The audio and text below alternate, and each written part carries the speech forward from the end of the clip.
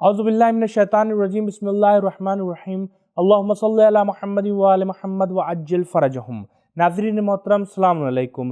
तफ़सीर नूर के इस प्रोग्राम में हम आपको खुशामदीद कहते हैं।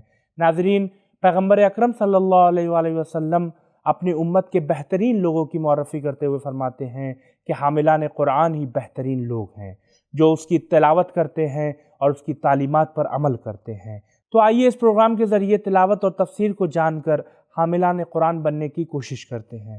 तो आइए चलते हैं आज के इस एपिसोड की पहली आयत की तफ़सीर को जानने के लिए पहले उसकी तिलावत और तर्जुमे को सुनते हैं। किताबुन अंज़लनाहु इलैका मुबारकुन लियद्दब्बरू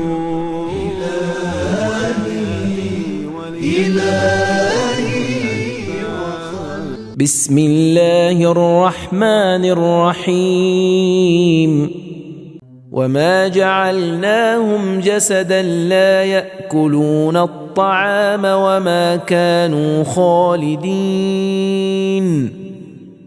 हमने इनका ऐसा जिस्म नहीं बनाया जो खाना न खाते हों, और ना ही वो हमेशा जिंदा रहने वाले थे। दोस्तों, अभी आपने इस नूरानी आयत की तिलावत और तर्जुमे को सुना। अब आइए देखते हैं कि इस आयत में हमारे लिए क्या अहम नुकात बयान हुए हैं।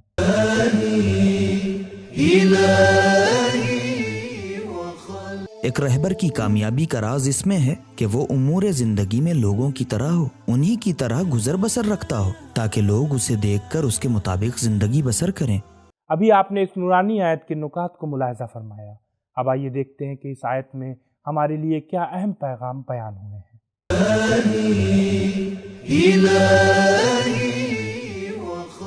नंबर 1, अंबिया मादी और इंसानी ज़रूरियात के एतबार से दूसरे लोगों से कोई इम्तियाज नहीं रखते।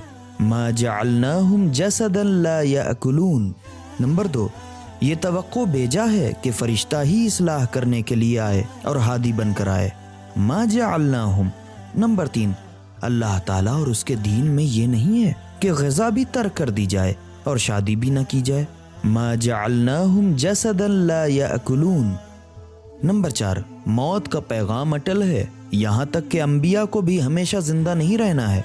मा कानू खालिदीन।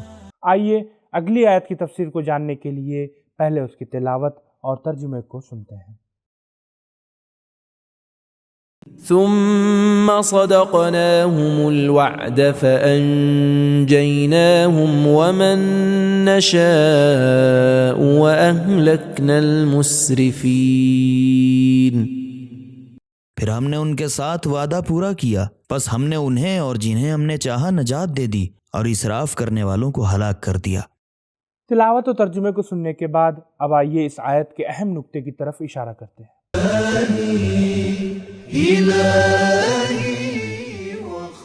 इसी आयत में अल्लाह ताला ने अपने नबी को तसल्ली दी है कि हम अपने वादों के एतबार से अहले ईमान को नजात अता करेंगे।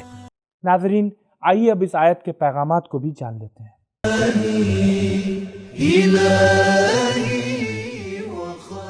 नंबर 1, खुदावंदे मुताल ने जो अपने नबियों से फतह नुसरत का वादा किया है वो हतमी है। सुम्मा सदक़नाहुमुल वअद। नंबर 2, अंबिया से खुदावंदे मुताल का वादा है कि वो उन्हें नजात देगा और उनके दुश्मनों को हलाक करेगा। फ़अंजयनाहुम वमन नशाउ व अहलकना। नंबर 3, इलाही सजाएं हमारे अपने अमाल का नतीजा है। अहलकनल मुसरिफीन। नंबर 4, इसराफ हलाकत का जरिया है और हलाकत तमाम इसराफ और फजूल खर्च करने वालों के लिए लिख दी गई है, अल मुसरिफीन। आइए अगली आयत की तफसीर को जानने के लिए पहले उसकी तिलावत और तर्जुमे को सुनते हैं। लक़द अंज़लना इलैकुम किताबन फ़ीहि ज़िक्रुकुम अफ़ला तअक़िलून। बित्तहक़ीक़ हमने तुम्हारी तरफ एक ऐसी किताब नाजिल की है जिसमें तुम्हारे लिए नसीहत है, तो क्या तुम अक्ल से काम नहीं लेते? दोस्तों, अभी आपने इस नूरानी आयत की तिलावत और तर्जुमे को सुना। अब आइए देखते हैं कि इस आयत में हमारे लिए क्या अहम नुकात बयान हुए हैं।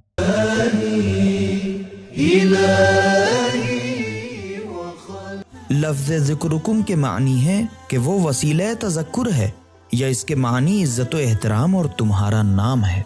लुगत में जिक्र के मानी شرافت اور شہرت کے بھی آئے ہیں۔ نمبر 2، حضرت امام موسیٰ کاظم علیہ السلام سے روایت ہے کہ فیہ ذکرکم سے مراد یہ ہے کہ پیغمبر اکرم صلی اللہ علیہ وآلہ وسلم کے بعد امام کی اطاعت کرو، یعنی تمہاری عزت و شرف پیغمبر کے بعد امام کی اطاعت میں ہے۔ ناظرین، آئیے اب اس آیت کے پیغامات کو بھی جان لیتے ہیں۔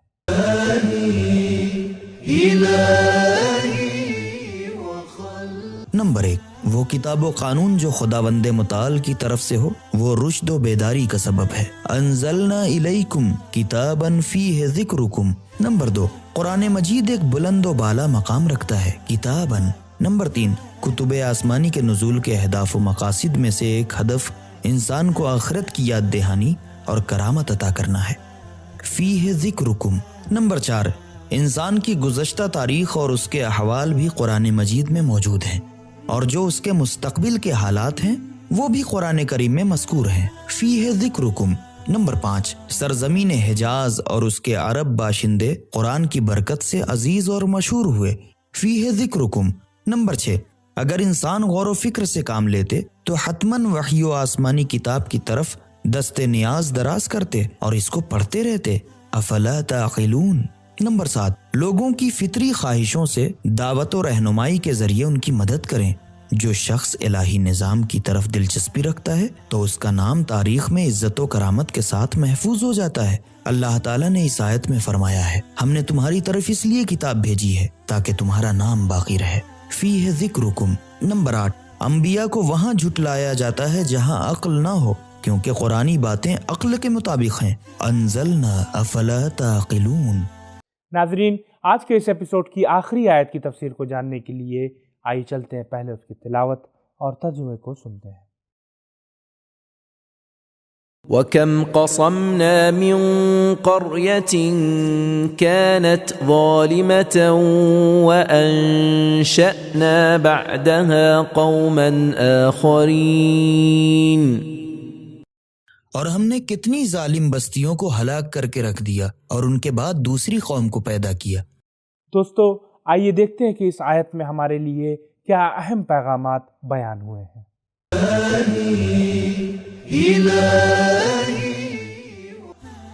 نمبر 1، ظلم کے پیچھے ہلاکت سنت الہی اور خدائی قانون ہے، کم۔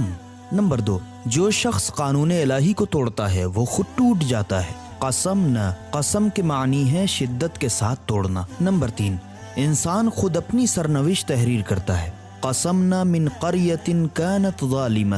نمبر 4، اگر ظلم ایک روش اور دستور بن جائے تو قہر الہی اس کے در پہ ضرور ہوگا، کانت ظالمہ۔ لیکن اگر ظلم مسلسل نہ ہو اور انسان ظلم کرنے کے بعد توبہ کر لے تو اس صورت میں قہر خداوندی اس سے رک جاتا ہے۔ نمبر 5، بارگاہ خداوندی میں کسی چیز کی نابودی یا پیدا کرنے میں کوئی فرق نہیں ہے، قسمنا انشأنا۔ آج کے اس ایپیسوڈ سے ہم نے جانا کہ اللہ کا ایک قانون ہے، جو ظلم کرے گا وہ ہلاک ہو جائے گا، جو اللہ کے قانون کو توڑے گا وہ خود برباد ہو جائے گا۔ تو دوستو، یہ تھا ہمارا آج کا پروگرام۔ امید کرتے ہیں آپ کو پسند آیا ہوگا، اور ہاں، اگر ابھی تک آپ نے ہمارے چینل کو سبسکرائب نہیں کیا ہے تو فوراً سبسکرائب کریں اور بیل آئیکن کو بھی دبائیں تاکہ ہمارے پروگرامز کی اپڈیٹ آپ تک آسانی سے پہنچتی رہے۔ انشاءاللہ کل پھر ملاقات ہوگی، تب تک کے لیے خدا حافظ، فی امان اللہ۔ سبیل قرآن، قرآنی سماج کی پہچان۔